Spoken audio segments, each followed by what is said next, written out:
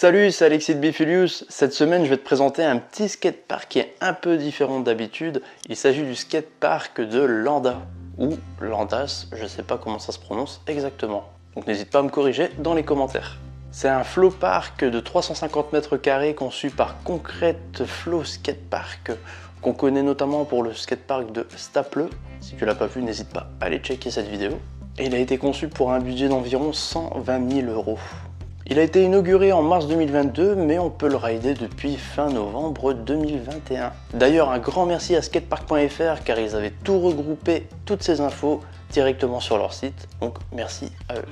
J'ai testé ce spot le 8 mars 2026, mais malheureusement, j'ai eu qu'un petit problème avec mon mollet droit.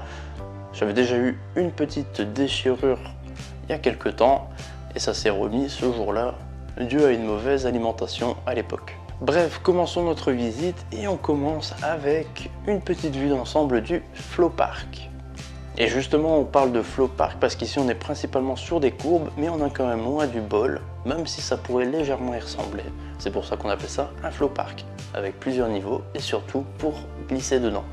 Bref, on trouve d'abord un plan incliné qui permet d'aller vers un autre grand plan incliné qui, par ailleurs, a un gros gap entre les deux. J'ai testé de prendre de la vitesse du plan incliné pour aller vers le gros et passer au-dessus du gap. C'est littéralement impossible.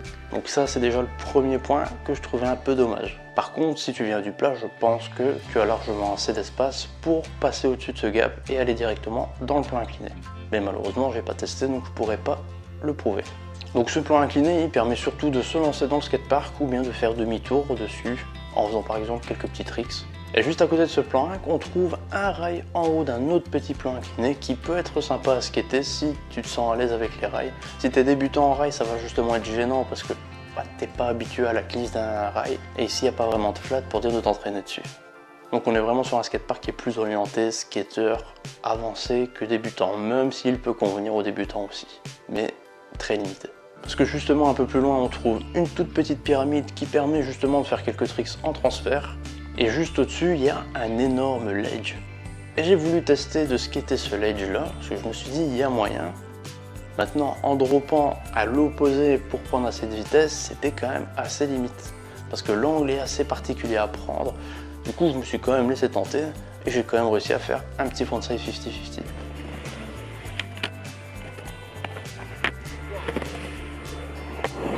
J'aurais bien aimé faire d'autres tricks, mais encore une fois avec le mollet, j'ai préféré éviter un maximum de me blesser. En tout cas, c'est un ledge qui peut se prendre si on a vraiment bien l'habitude de rouler dans le parc. Parce que tout ce qui se trouve dans le skatepark, je trouvais que c'était assez bien, mais il faut surtout une question d'habitude. Pas n'importe qui va se lancer, qui n'a pas l'habitude de ce skatepark là, qui va rentrer des gros tricks direct. Parce que les courbes sont bien, mais je sais pas, c'est assez particulier par rapport à un autre skatepark. Ou alors peut-être parce que c'est le second flow park que je fais et que du coup j'ai un peu de mal avec ça. C'est possible aussi. Bref, à part ça, ça c'est les modules principaux du skatepark. Le reste, c'est que de la courbe. Donc c'est vraiment pour les amateurs de flow. Et si tu veux quand même tester des petits trucs qui sont un peu plus compliqués, dans le fond tu as aussi une toute petite partie arrondie qui se termine comme une piscine. Donc c'est vraiment les dalles, je ne sais plus le nom, je l'avais déjà dit dans une vidéo mais je ne sais plus le nom. C'est vraiment les dalles d'une piscine. Du coup il faut vraiment se challenger à grinder cette partie là. Mais à part ça, je te laisse quelques images comme ça tu peux voir un peu ce que ça donne comme skatepark.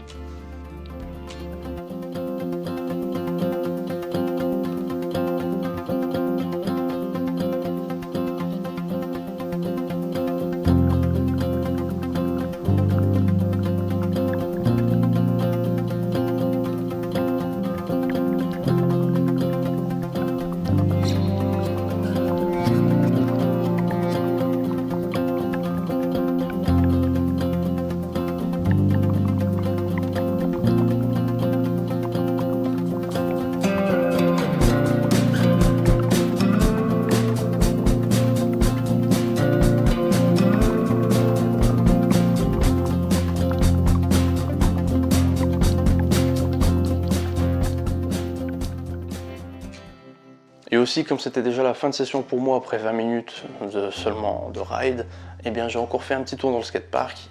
Et c'est pas très fameux, mais je te laisse au moins observer les sensations que ça peut te donner de rouler dedans.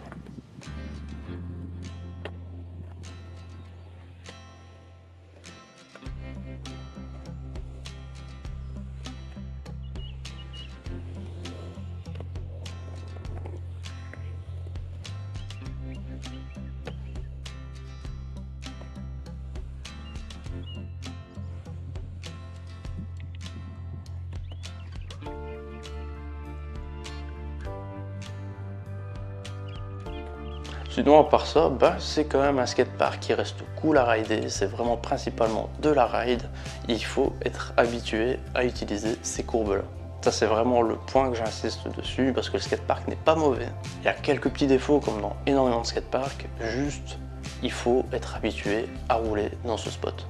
Voilà, je pense que j'ai tout dit. Si c'est pas le cas, n'hésite pas à me mettre dans les commentaires ce que toi tu as pensé de ce skatepark. Et s'il y a d'autres choses à ajouter, n'hésite pas non plus à mettre un petit pouce bleu si tu as apprécié cette vidéo et le contenu.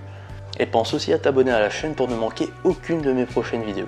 Moi, je te remercie d'avoir regardé cette vidéo. Je te dis à jeudi prochain pour un prochain skatepark.